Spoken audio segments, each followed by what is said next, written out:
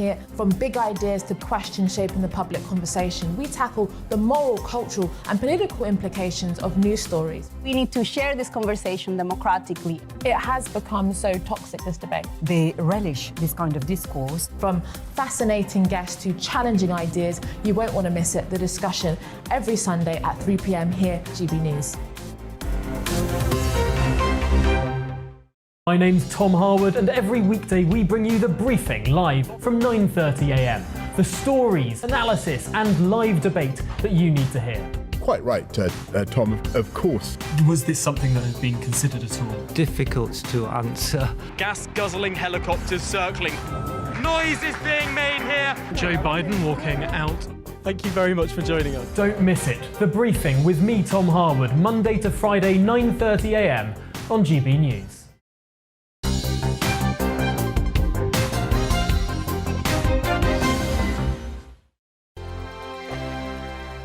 GB News is the UK's home of discussion and debate From all perspectives. To stay up to date on the latest stories, make sure that you subscribe to the GB News channel Right here on YouTube. You can watch us live 24/7 across the whole world. You can also check out exclusive content and catch up on previous episodes of your favourite shows.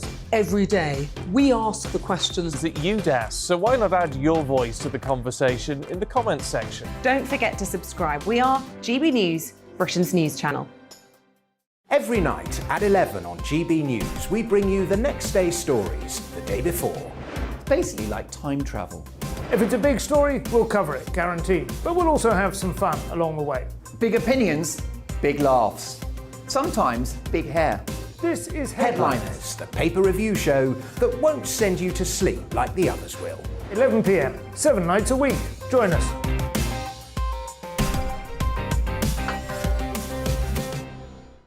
Hello there, I'm Eamon Holmes. And I'm Isabel Webster.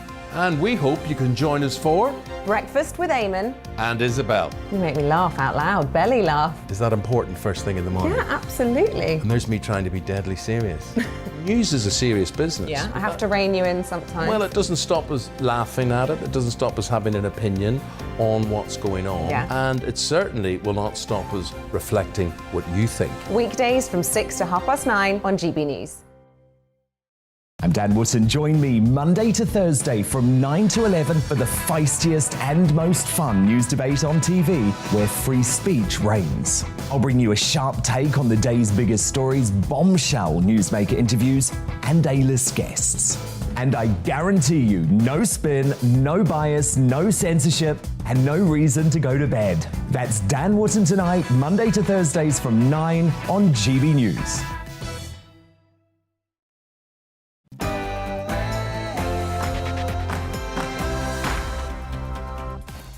And welcome once again to On the Money, where we're focused on the UK's cost of living crisis, helping you to beat the squeeze. I'm Liam Halligan, and for the next hour, we'll be talking about the impact of this Russia-Ukraine conflict on the cost of living here in Britain, not least the impact on petrol, diesel and food prices. We examine also that ghastly post office scandal as the public inquiry starts. And it's Valentine's Day, so of course, we discuss the business of dating services, all that and more on The Money, after the GB News headlines with Rosie Wright.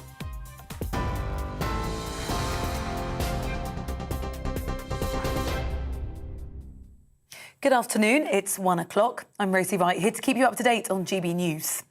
The Prime Minister says the situation in Ukraine is very, very dangerous, and he's urged the Russian president to step back from the edge of a precipice.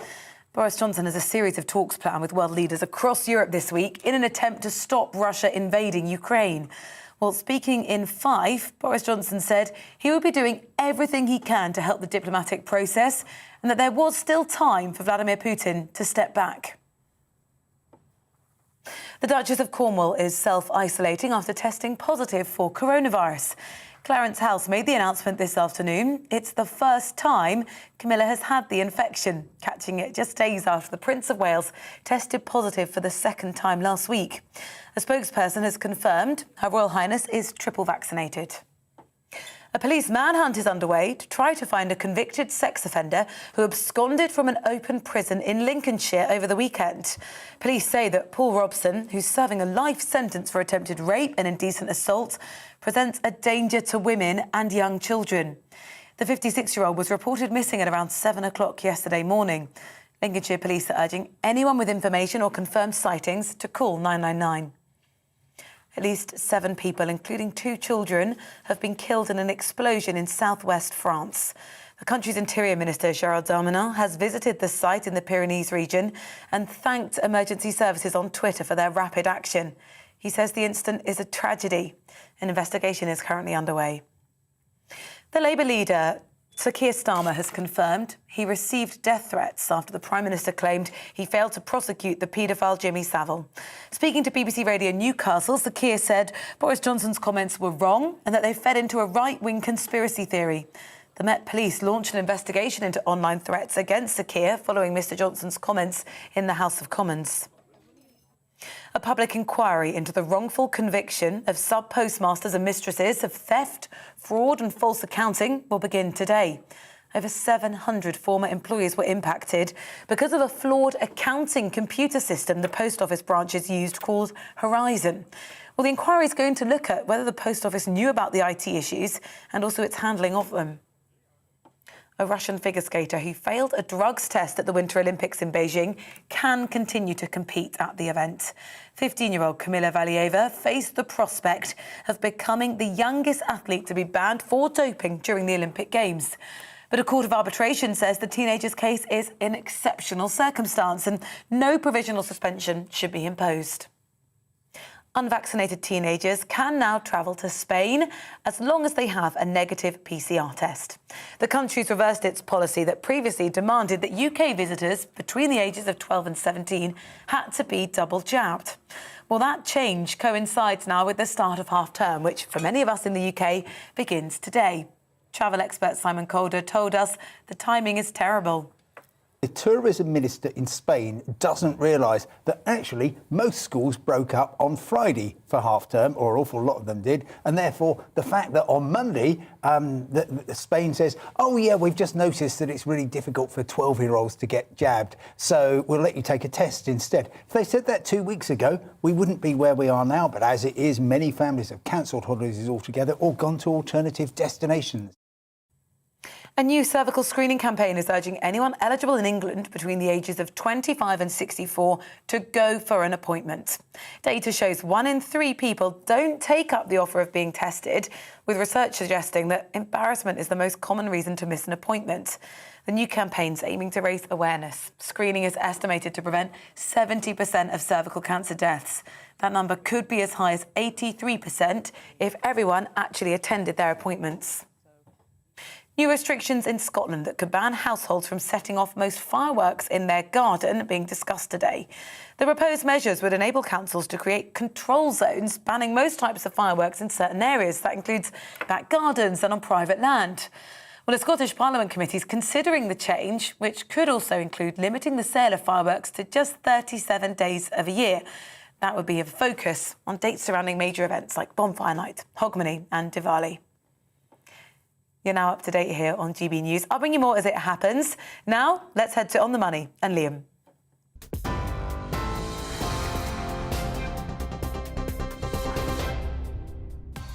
And coming up on the money today on GB News Television and DAB Plus digital radio. With Russia and Ukraine on the brink of conflict, we're told, how will tensions in the former Soviet Union impact food and energy prices here in the UK? This standoff between President Putin and the West seems a long way away, but it's already impacting the pound in your pocket. Plus, he took me to a 5-star hotel. He said we had a special connection. It felt like stepping into a movie. And then in the middle of the night, he said, the Netflix film The Tinder Swindlers, one of the early hits of this year. But how widespread are online dating app scams? What safety measures should you take for your physical and financial safety when looking for love online? And today's Money Talks. It's with Stephen Morley. He's president of the Confederation of British Metal Forming, representing manufacturers across the UK. We speak about spiralling energy costs for businesses and his concerns about a lack of government support.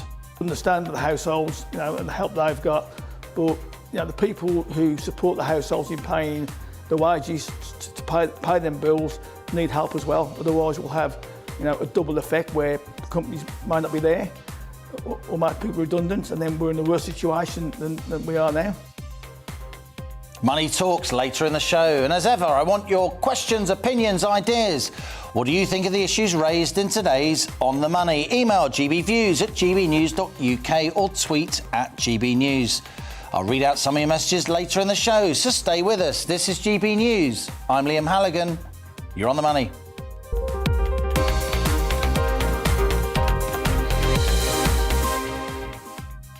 Now, stock markets are falling on fears Russia could invade Ukraine. The FTSE 100 index of leading UK shares is 2% down today. That's a loss equivalent to 36 billion or 36,000 million pounds. Not everyone owns shares or has pensions invested in stock markets. But the main impact of this geopolitical turmoil will be felt again on energy costs faced by all of us. Russia is a major exporter of both oil and gas. Any war or escalation of this Russia-Ukraine conflict could disrupt energy supplies from the former Soviet Union. I know this conflict seems remote. It's a long way away. It's on the other side of Europe. But it could tighten the UK's cost of living squeeze, making it harder to make ends meet. This morning, oil prices rose above $95 a barrel, their highest level since 2014. That means petrol and diesel prices, already £1.50 a litre or even more in some parts, will likely rise. Russia's also the world's biggest wheat exporter, and Ukraine's the third biggest exporter of corn. Again, disruption or tighter sanctions could drive food prices even higher. But the major long-term impact of this conflict will once again be on utility bills. Russia supplies 40% of Western Europe's gas, partly through pipelines crossing Ukraine. Energy regulator Ofcom just raised the price cap for households by 54%, with average fuel bills set to hit almost £2,000 a year from April. But if there's full-on conflict in Ukraine, spiking wholesale gas prices now will push that price cap up even more in the future. And companies are also suffering from spiralling energy costs, and there's no price cap at all on fuel bills faced by business. On the Money said for months, this cost of living crisis is coming. Now it's here, and the squeeze could be about to get worse. We're on your side, focusing on helping you to cope as prices rise. And that's our On the Money question today. How will Russia-Ukraine tensions impact the UK cost of living?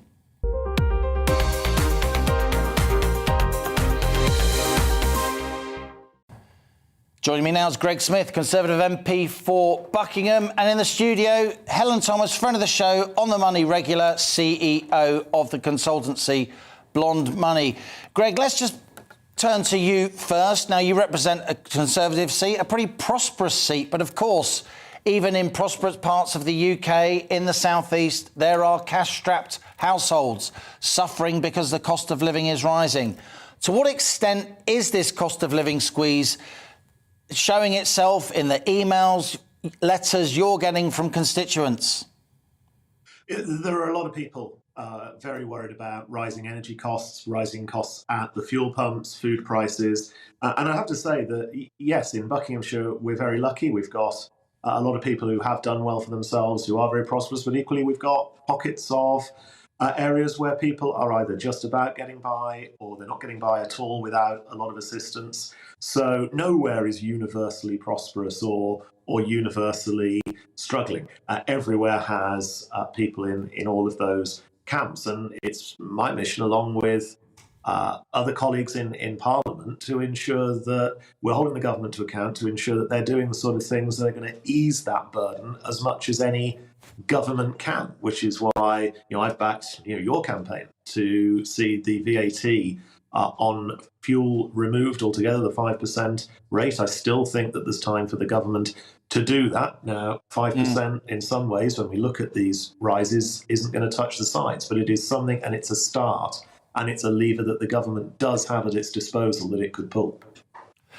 Helen Thomas, you are very much marinated, if I may say so, in financial markets. That's your world. You follow them very, very closely. We have seen a spike in the oil price, haven't we? We have seen a pretty chunky fall in global stock markets over the weekend and into Monday morning.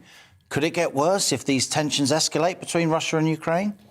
Yes. But, of course, financial markets go ahead of events. You know, they price in what's going to happen. So as things become more probable, prices will move. So you do get slightly strange situations where when there is an actual outbreak, that might we might have already seen the turmoil in financial markets. You know, they're forward-looking in that sense.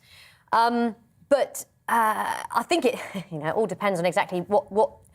And no one really knows, what this skirmish is going to be. Is it a scuffle? Is it an incursion? Is it an invasion? And, of course, knowing the protagonists, I suspect we may not even really know once things kick off. So I would think financial markets should remain volatile and jumpy, and we will see more days like today, but then we will have those moments where perhaps it looks like it's de-escalating, resolving, and we'll get the rally back. And let's not forget, stock markets have had a heck of a rally from the lows in the pandemic. Indeed. So, depending on how people... They need some correction, some kind of... There's some froth there in some prices. Indeed.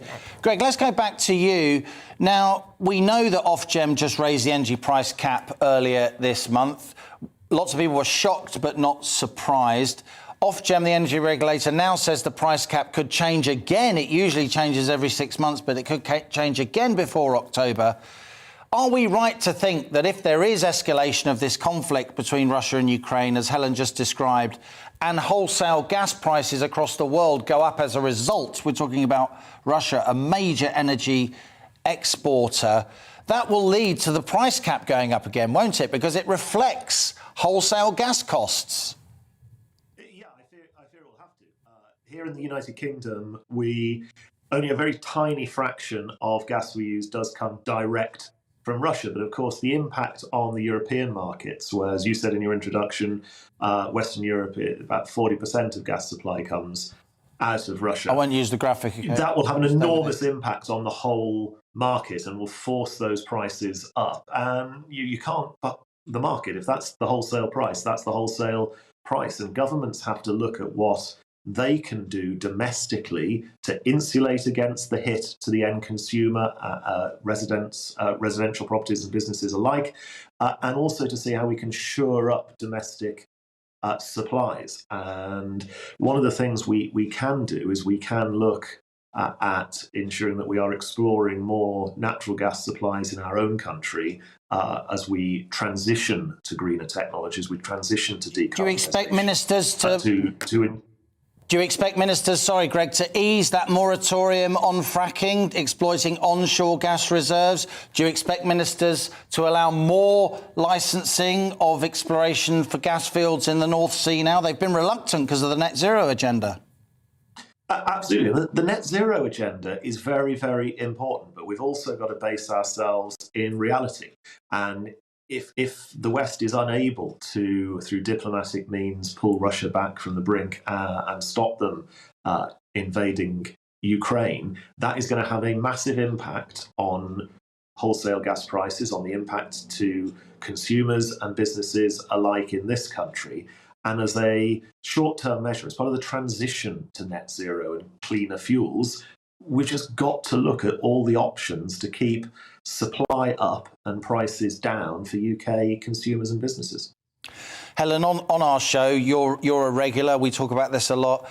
We've said that viewers, they can talk to their energy providers, householders, maybe try and get some kind of reprieve. They can see if they're viable for means-tested benefits, winter fuel allowance and so on. They can call debt helplines to try and get a 60-day breathing space as these big bills roll in April. But it's business as well, isn't it? Businesses are facing massive rises in energy costs. They are, and we often talk about inflation on this show, of course, as you said, cost of living to the consumer. But and I come back to you and I say, well, inflation isn't always a bad thing. Yeah. If those companies can keep their prices going up and preserve their margins, then they can remain profitable. Now, then that feeds back into, do consumers have enough to be able to purchase whatever those goods are? That's right. You know, that's not just about energy. Or might their exports get really uncompetitive as well? This is what it's all about. But then you have to turn to what Greg is talking about there, which is, are you helping out the most vulnerable in society that need the help? Because I'm afraid we're not getting away from these higher prices. We're in a more inflationary world than we were for the last 20 years. We've just got to get used to it. Absolutely. Helen Thomas, as ever, CEO of Blonde Money, great to see you. And indeed, Greg Smith, MP for Buckingham, great to see you here on The Money. Do come back. Keep telling us what your constituents think. Always good to have MPs here on The Money. This is On The Money with me, Liam Halligan, as more swindlers use dating apps and sites to target the vulnerable. I'll be revealing how you can stay safe when dating online. Something for Valentine's Day. Stay with us. You're on The Money. Hi there, I'm Aidan McGivern. Some seriously stormy weather on the way for later this week, but for the rest of Monday at least, cloudy and breezy, rain or showers turning a little drier later for a time before more rain arrives overnight. The focus for the wet weather, I think, at first this afternoon across northern England into the Midlands, East Anglia as well. The rain eventually easing away to the east. Further showers follow for Wales, the southwest, parts of Scotland, Northern Ireland as well. Some heavy downpours, some hill snow for Scotland, and a brisk breeze. I think temperatures at around 6 to 9 Celsius in the north, perhaps a 10 Celsius in places in the south. Clearing skies then for a time on Monday evening, and a touch of frost possible in places before the next bout of cloud and wind and rain arrives from the west by the end of the night. That rain heavy across western parts and falling as snow over the hills of northern England as well as parts of Scotland. But the weather fronts are lined up to the Atlantic to the west of us, and these lows will deepen significantly as they arrive from Wednesday onwards. Meanwhile, ahead of these, the weather front across northern and western parts of the country as we start off Tuesday will bring some damp or wet weather in places. It does ease away, it pushes through during the morning, perhaps lingering across southern counties of England for a time into the early afternoon. Brighter skies follow, a brisk wind, again gales in exposed northern and western parts of Scotland, and hill snow above around 200 metres in any showers that follow for Scotland and northern England. But some clearer and drier weather for the second half of Tuesday for the southern half of the UK. Then yet more rain arrives to the west on Tuesday night, some heavy rain at times, along with a brisk wind. This isn't the stormy weather. I think that's to come on Wednesday night and also on Friday. So stay tuned to the forecast this week because there could be some impacts from that.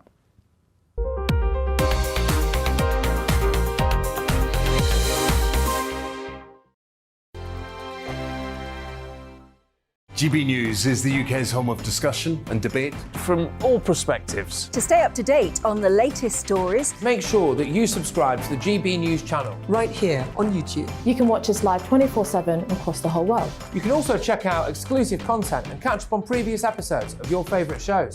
Every day, we ask the questions that you'd ask, so why not add your voice to the conversation in the comments section? Don't forget to subscribe. We are GB News, Britain's news channel. Every night at 11 on GB News, we bring you the next day's stories the day before. It's basically like time travel. If it's a big story, we'll cover it, guaranteed. But we'll also have some fun along the way. Big opinions, big laughs. Sometimes big hair. This is Headliners, the paper review show that won't send you to sleep like the others will. 11 p.m, 7 nights a week. Join us.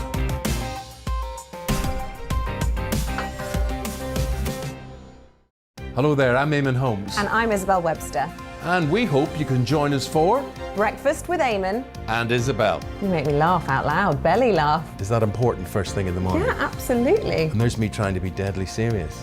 News is a serious business. Yeah, I have to rein you in sometimes. Well, it doesn't stop us laughing at it. It doesn't stop us having an opinion on what's going on. Yeah. And it certainly will not stop us reflecting what you think. Weekdays from 6 to 9:30 on GB News. I'm Dan Wootton. Join me Monday to Thursday from 9 to 11 for the feistiest and most fun news debate on TV, where free speech reigns. I'll bring you a sharp take on the day's biggest stories, bombshell newsmaker interviews, and A-list guests. And I guarantee you, no spin, no bias, no censorship, and no reason to go to bed. That's Dan Wootton Tonight, Monday to Thursdays from 9 on GB News.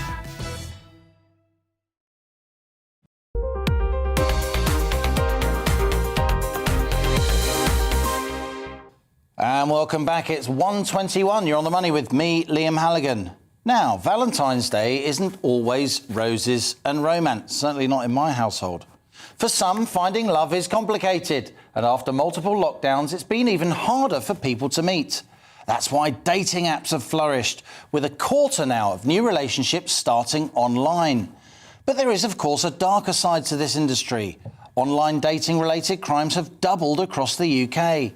And a new Netflix film, Tinder Swindler, tells the true story of a prolific, convicted dating app fraudster, stroke Casanova, who's conned women out of millions of pounds.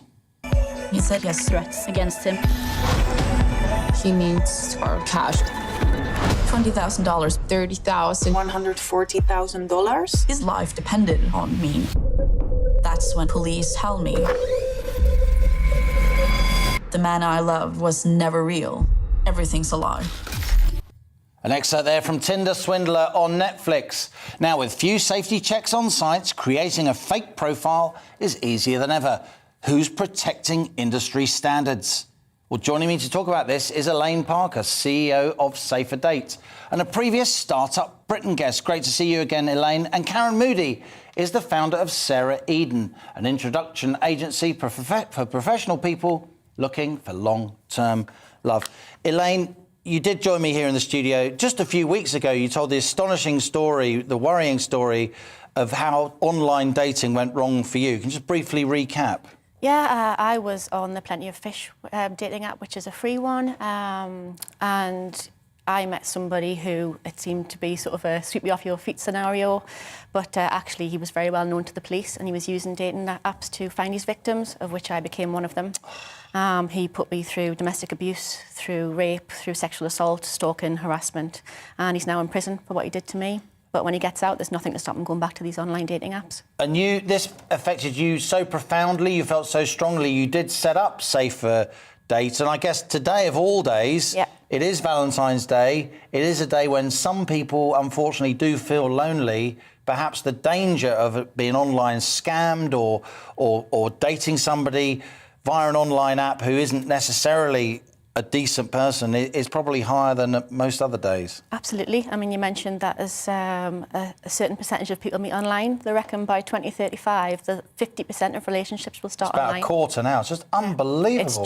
It's rising exponentially. And, you know, as a result of that, romance fraud is rising horrendously. There was £92 million lost in the UK to romance fraud last year alone. Wow. 92 million. And, you know, dating apps other than Safer Date do no ID checks and no background checks. So they're letting people like the Tinder Swindler on all of the time just to reinvent themselves and just dupe people out of life savings and worse. Karen, how do you see this big shift into online dating apps? You've set up introductions agency for professional people, Sarah Eden. Do you think the move towards online dating is a good thing, or are you concerned about the dangers? I think it's shifting away from online, to be honest. Now. Interesting. I mean, we've seen a 60% increase in inquiries since the first lockdown. And our age range, we're taking people well into the 80s now, because they've been scammed, perhaps online, which report came out last year in June, and they said that there'd been a 52% increase in online dating scams. Wow. And I think people are missing contact with real people. So we found they've been contacting us because they want to speak to real people, deal with real people, come into the office and be interviewed by a real person or a virtual interview, whichever. And they know that if they come to us, they supply 3 forms of ID. We check their passport, driving licence, utility bill, check where they live. And of course, if somebody's sitting opposite you, and you get a feel, don't you? You just get a feel. Those human instincts, the chemistry, and you may be able to match them in your mind with somebody else who you've met, who may be looking for that person. So, absolutely. So Karen's offering a really bespoke service, and obviously, you know, you pay for that with all respect. You're perhaps looking at a different part of the market, Elaine. How does Safer Date try and get around these online scamming dangers, these indeed physical dangers that you had to face? Yeah, we're the only dating app that actually stamps out all of the anonymity from the word go. So we carry out a full real-time identity check on every single person before they're even allowed to look around the app. So this means that people can't be anonymous. They can be held accountable for their actions. We can always trace them. Amazing what dating apps don't do that. They don't. I said that to you a few weeks ago. I'm still amazed. Yeah, but we go so much further than that because we do a thorough global criminal background check as well. So we don't let criminals onto the app. I think it's a fantastic idea. I said that too, didn't I? Yeah, it's the only app in the world that doesn't let criminals on. But even in person, no aspersions at all on Sarah Eden and your good name and your expertise, Karen, but even in person with really rigorous checks, the sort that you obviously carry out for all your clients and prospective clients, women still do sometimes feel unsafe and are unsafe. What kind of practical help and assistance and tips can you give, particularly women? Because let's face it, they are physically most vulnerable most of the time. Exactly. We specialise in professionals or retired professionals or whatever. We say, all our people are financially secure and everything, and we say to them, meet at a mutually convenient venue. It just might be that one of you public venue, likes one more than the other or whatever. Meet at a mutually convenient venue, somewhere that not local to you, so otherwise you're going to make that person feel nervous. That's right. If everyone's coming up and saying, "Hello, Fred," how are you and who's that you're with? So and don't invite people back to your house. And use your common sense. Ask questions about that person. Try and find out about their background, and don't interrogate them, but just be inquisitive. People like it. People like talking about themselves anyway, really. Now, we're highlighting the dangers here, the financial dangers, it's on the money, the physical dangers. Obviously, we're all concerned for safety, particularly of women. But it is Valentine's Day, isn't it? So let's kind of be a bit romantic and tell us about some good news stories that you've seen happen via your Safer Date dating service. With Safer Date, it's the only dating app that has real people on there that we know, where we're introducing people who are who they say they are. They're good, honest people. They're no criminals. So, it's just romance isn't dead. There are people out there. There are decent human beings out there who are looking for love. You've just got to make sure you look for them in the right place. We've all been locked up for a couple of years almost. Karen, this should be like a volcano of romance should be happening, surely, across the UK. We are really, really busy. Be careful, though. People coming in to see us, wanting to find people, who are equally financially secure and that can bring something to the table. But we've had some lovely stories recently. We've had a couple got engaged on Christmas Day. Wow. And they're on our website, which is really good. And we've had a double generation success story. His father came to our 30th anniversary with his stepmother, second time around marriage for them. And the father said, my son's an airline pilot, can't meet the right sort of person. So his son came along, joined us, met his partner. They had the most beautiful baby 2 years ago called Sophia. They had to cancel their wedding twice in lockdowns. Yeah. And they're getting married this June, so that's nice. That's great news. Yeah, lovely. Well, look, stay in touch, you two. This is an important story for us, not just the financial dangers, but, of course, the physical dangers. It's clearly a huge cultural trend. Dating's never going to be the same again, but it's great to talk to you both. Great to see you again, Elaine Parker of Safer Date, and, of course, Karen Mooney, Managing Director of Sarah Eden. Thank you both for coming in. It's been really, really informative. On Valentine's Day, thanks then to Elaine and to Karen. As we mentioned, dating crime is on the rise, and new research suggests people feeling lonely are more likely to get scammed. A quarter of those who experience loneliness say they've been tricked into giving money to criminals, often through those online romance scams. Isolation rates, of course, rocketed during lockdown, and on Valentine's Day, risks are, as we've been discussing, higher than ever. Now, our East Midlands reporter, Will Hollis, joins us live from Nottingham. Will, always good to see you on the money. What can you add to this dating app scam story? How much money is actually lost during these scams? Yeah, you've been talking about it with your two previous guests, this massive rise in fomance, fake romance, online romance, where people use certain dating apps like Tinder, like Hinge, where they can be targeted by criminals, where often big relationships are formed, months and months on end of messaging back and forth, and then it's only after a few months where they find that they're being asked to give money towards medical fees, towards travel fees.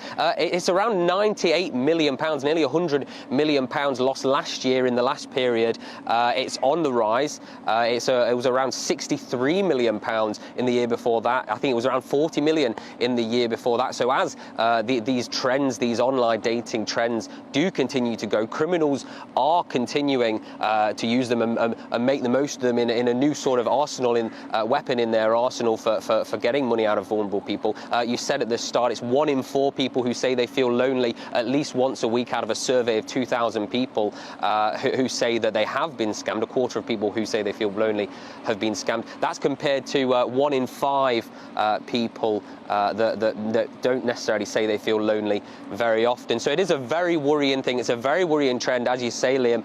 It is a growing trend, and it's something that people like groups like the police and Action Fraud are looking at very, very closely. And I think a lot of people are quite happy to see programs like Tinder Swindler highlighting what's going on for real people and the experiences they have.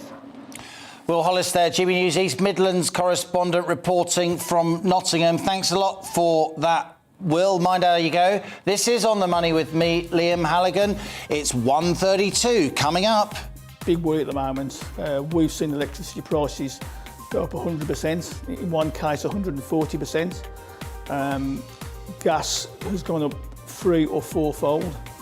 It's My Money Talks interview with Stephen Morley. He's president of the Confederation of British Metal Forming. Stephen will be telling us why rising energy costs are seriously harming British manufacturing now. But first, it's the GB News headlines with Rosie Wright.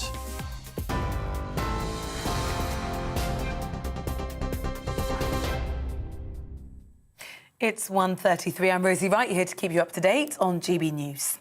The Prime Minister says the situation in Ukraine is very, very dangerous and has urged the Russian president to step back from the edge of a precipice. Boris Johnson has a series of talks planned with world leaders across Europe this week in an attempt to stop Russia from invading Ukraine. The Duchess of Cornwall is self-isolating after testing positive for coronavirus. Clarence House made the announcement this afternoon. It's the first time that Camilla has had the infection, catching it just days after the Prince of Wales tested positive for the second time last week.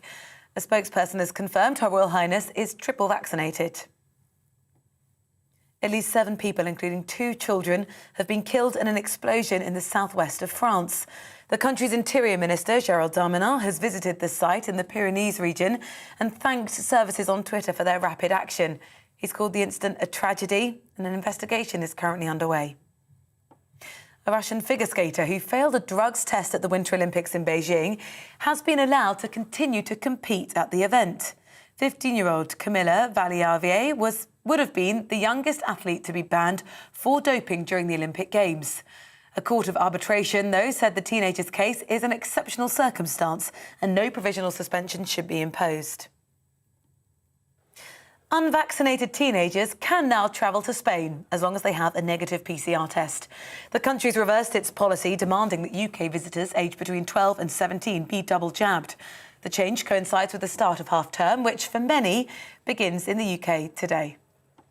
You're up to date now on GB News. We're on your TV, online and DAB Plus radio. Shortly, we'll be back to Liam and On the Money.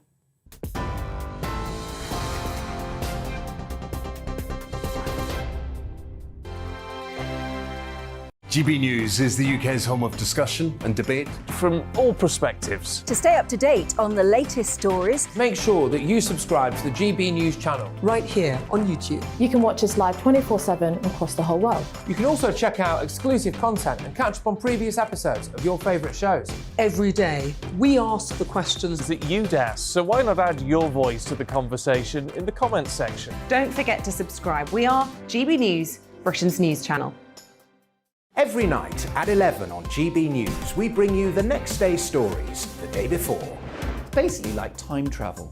If it's a big story, we'll cover it, guaranteed. But we'll also have some fun along the way. Big opinions, big laughs. Sometimes big hair. This is Headliners, the paper review show that won't send you to sleep like the others will. 11 p.m, 7 nights a week. Join us.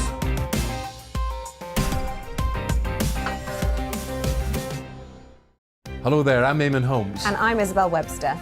And we hope you can join us for Breakfast with Eamon. And Isabel. You make me laugh out loud, belly laugh. Is that important first thing in the morning? Yeah, absolutely. And there's me trying to be deadly serious. News is a serious business. Yeah, I have to rein you in sometimes. Well, it doesn't stop us laughing at it. It doesn't stop us having an opinion on what's going on. Yeah. And it certainly will not stop us reflecting what you think. Weekdays from 6 to 9:30 on GB News. I'm Dan Wootton. Join me Monday to Thursday from 9 to 11 for the feistiest and most fun news debate on TV, where free speech reigns. I'll bring you a sharp take on the day's biggest stories, bombshell newsmaker interviews, and A-list guests. And I guarantee you, no spin, no bias, no censorship, and no reason to go to bed. That's Dan Wootton tonight, Monday to Thursdays from 9 on GB News.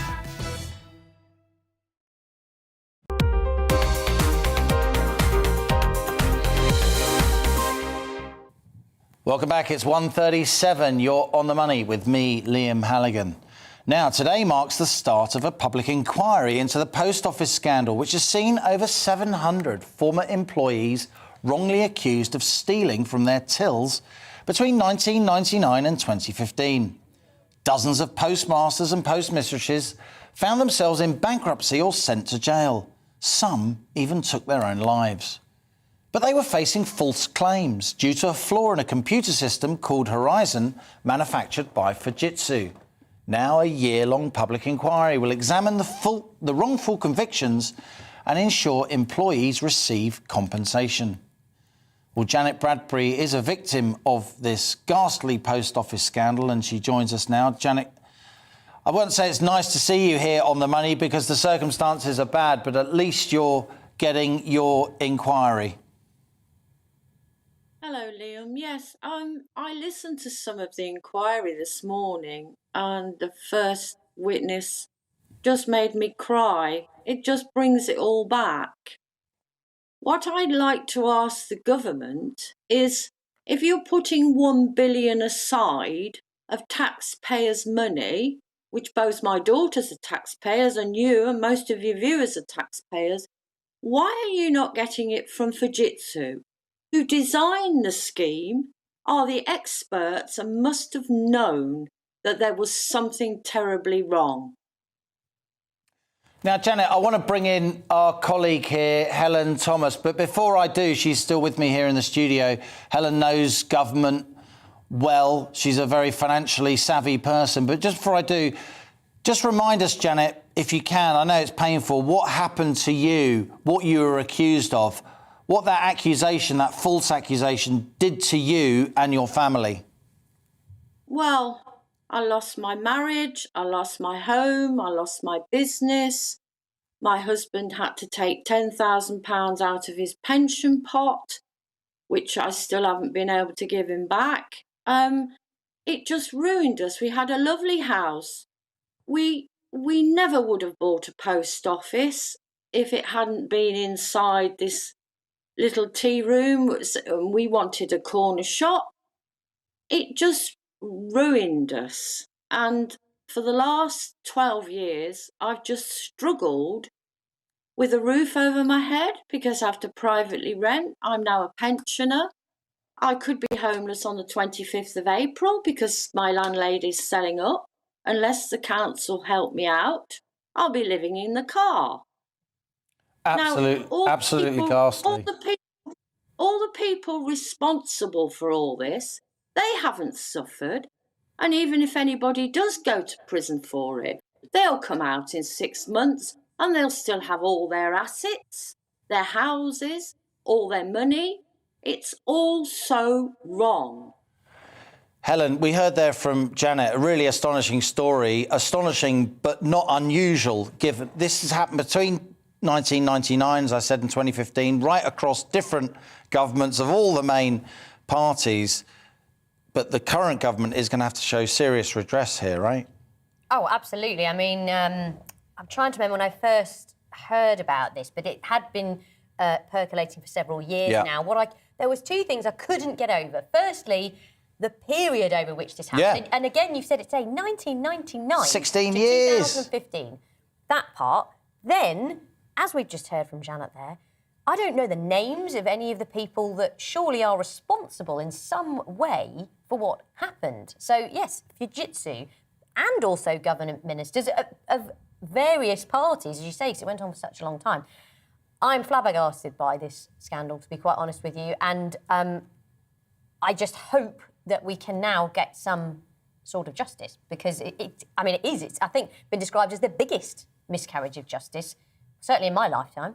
Well said. Helen Thomas, CEO of Blonde Money, and of course Janet Bradbury, one of those really unfortunate post office scandal victims. Janet, we really feel your pain. I only hope that this inquiry brings you at least some kind of redress, satisfaction, and indeed financial compensation. We look forward to having you back on the money again as and when you wish to discuss your concerns.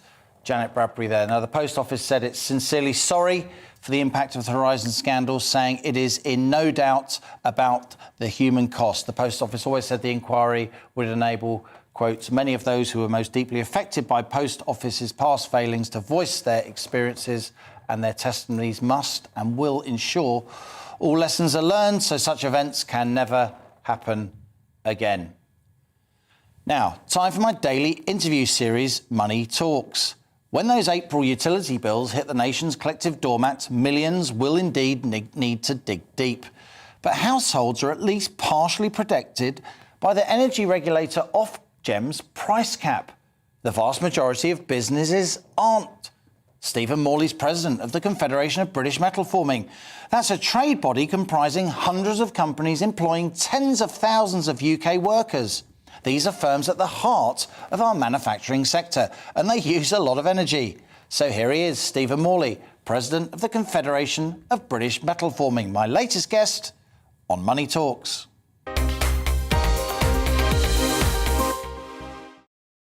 Stephen Morley, the Confederation of British Metal Forming, you have hundreds of members, companies across the UK. They employ tens of thousands of workers, turning over billions of pounds. So you should know, is Britain still a world-class manufacturer?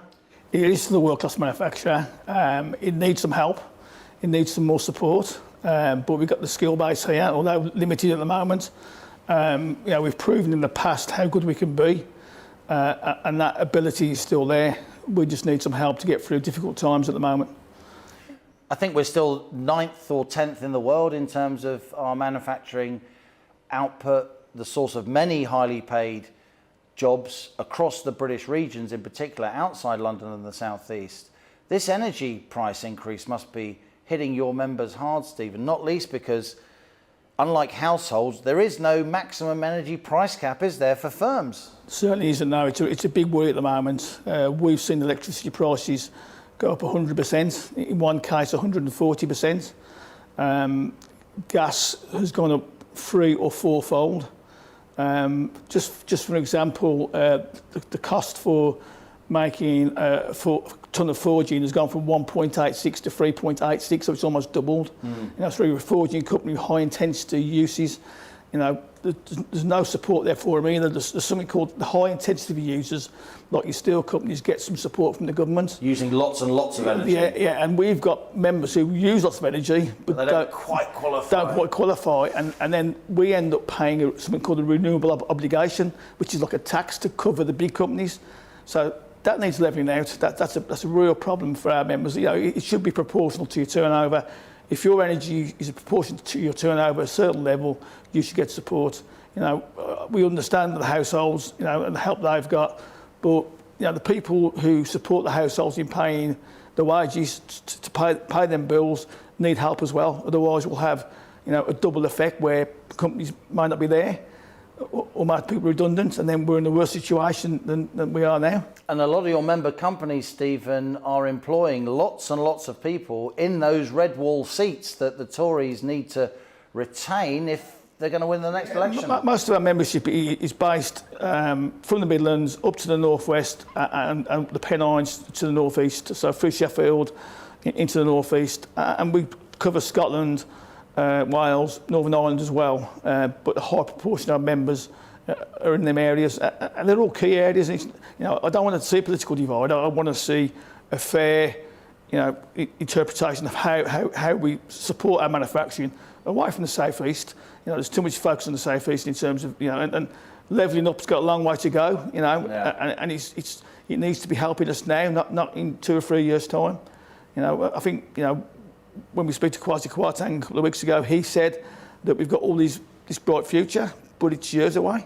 You know, we need support now to get us through, you know, the restrictions we're seeing now in terms of the cash flow problems we've come out of the pandemic. You know, we've got things like still safeguard impacting some of our members. We've got the national insurance to come. You know, all these things are impacting on the cash flow, and I think, you know, the cash flow is absolutely key to a business. It's what keeps it going. Let's talk about all those things, but before we do, I just want to ask you, how bad was the pandemic for some of your members? Obviously, it hit hospitality companies very heavily, it hit aerospace companies very heavily. Quite a lot of manufacturing continued, didn't it? So how did your members fare? I think, first of all, there's a mixed message whether manufacturing should continue or not.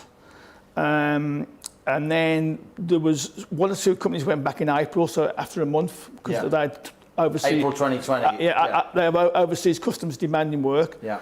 There was quite a learning curve in social distancing protocols in the factory. Yeah. So we were able to share that with all our members through one company called The Stamp, who went back first, and they were very helpful in supporting everybody else. So keeping the show on the road. Yeah, and they helped us give protocols and say things to all our members, which was fantastic. I had members come on the call to me who had family business for years, who thought they were going to go out of business. Yeah. And I think that they said to me, "You gave us a crutch to keep us going." And that was and we helped. And what people realised that they weren't isolated; they were all in the same boat. Yeah. And they were all struggling together. So we had to kind of navigate them through that. I mean, it's things like the furlough scheme. We explained the furlough scheme, a great intervention, but they didn't really understand it fully. Some of them, so we had to explain how it works. That was good. The C bills and B bills were a nightmare. Those business loans from the Treasury to companies. C bills was pretty bureaucratic. Very difficult to get hold of. Yeah. The banks, as they do, weren't as supportive as they were to start off with. So that became a battle. And it was difficult to get the message over to government or civil servants that they weren't coming out quick enough. And that was a real challenge, you know. So we were pushing and pushing to get them sorted. The intervention is good, but it needs, you know, when a crisis like this comes, it needs to be quicker. The furlough was fantastic. I mean, it's really good, but we've got to make sure that the furlough isn't wasted. You know, there's a lot of false... Don't keep companies alive just to let them fold. Now we're coming out of the pandemic, Exactly. We need to keep that threshold going. So the pandemic was tough for manufacturers like many other companies. Industry groups like yours, like the Confederation of British Metal Forming and others, were able to share information across the industry. That's correct. Now you're facing these big energy price hikes with no price cap. You wrote to Kwasi Kwarteng recently, I've seen the letter, and in that letter, Stephen, among other things, you were pointing out how much more expensive energy is now here in the UK for your members than it is for French, German, Spanish, Italian companies equivalent, their rivals, their competitors elsewhere. Why is our energy so expensive? I think it's got to be down to policy, you know, across the years, not particularly this government, but maybe the one before. You know, French and German, we've got competitors in French and German we talk to.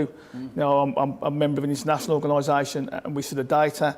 Their energy has gone up, but compared to ours, it hasn't gone up as much. You know, so they have probably got maybe more gas storage. So they're going to get the work because energy is such a big chunk of your members' cost base, right? They're bending metal and forming metal and very energy intensive stuff. I think you know, we talk about Brexit and we talk about UK PLC being great. You know, we need to be able to compete on a level playing ground, and we're not doing that at the moment because there's too many advantages in Europe compared to what we're getting from the UK. I won't say they're good, I don't blame them entirely, but you know, we need to have a level playing field to get forward. You know, the energy price is just one example. You know, there's companies in Italy who give Italian government giving subsidies to companies. You know, we've got people who can't compete. You know, there's other costs we're getting in terms of Brexit because of the cost of in and out the country. You know, we can't pass all this cost on to our. So if you've got customers in the EU who you're supplying to, you can't pass all the cost on because you then become uncompetitive. Yeah, so you don't get the work at all. Let's come on to Brexit. I do want to ask you about that. A report's just come out from the Public Accounts Committee, the cross-party group of MPs, highlighting some of the downsides of Brexit so far. But before that, I just want to ask you about these renewable energy subsidies that a lot of your members have to pay. Do you think now that these subsidies paid by energy consumers, businesses and households, but particularly on business in this conversation, are they now making your members uncompetitive? Could they lead to the closing down, unfortunately, of some of your members, job losses? There's certainly part of the problem. It's not the only problem, Liam. I think we need to quantify it. You know, it's almost the icing on the cake you don't want to eat. Yeah, you know, the icing on the cake. So you know, you've got a bad cake and you put more icing on it and you're not going to eat it because it's that bad. And you've got all the problems you had before and you're just throwing another ingredients in that you don't want to eat anyway.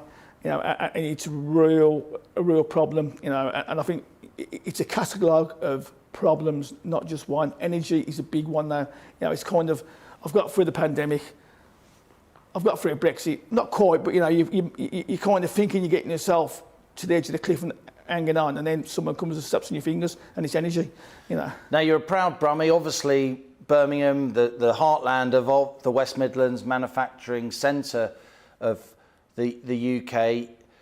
Birmingham voted for Brexit famously, but you're saying that a lot of your members are having a hard time because of importing steel and other materials from the EU. There are tariffs, there's more bureaucracy. Yeah, there's a number of hidden costs that people aren't aware of.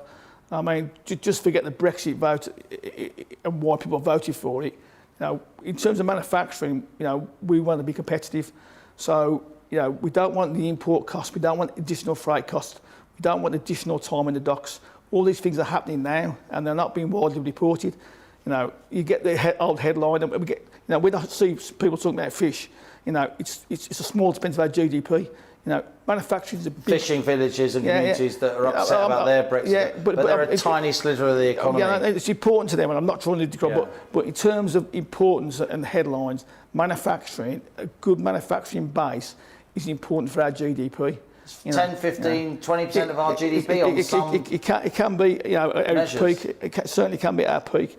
You know, and the effects of what we're seeing in supply chain issues, not just related to Brexit, is a major problem. Still safeguarding is something we've been working on for 6 months. That's the Brexit issue. It's a major Brexit issue where we're now the additional safeguards that have to be put on EU steel. When we're in the EU, we can import steel from the EU without any tariffs. Yeah. When we came out, we carried over the EU safeguard into this country.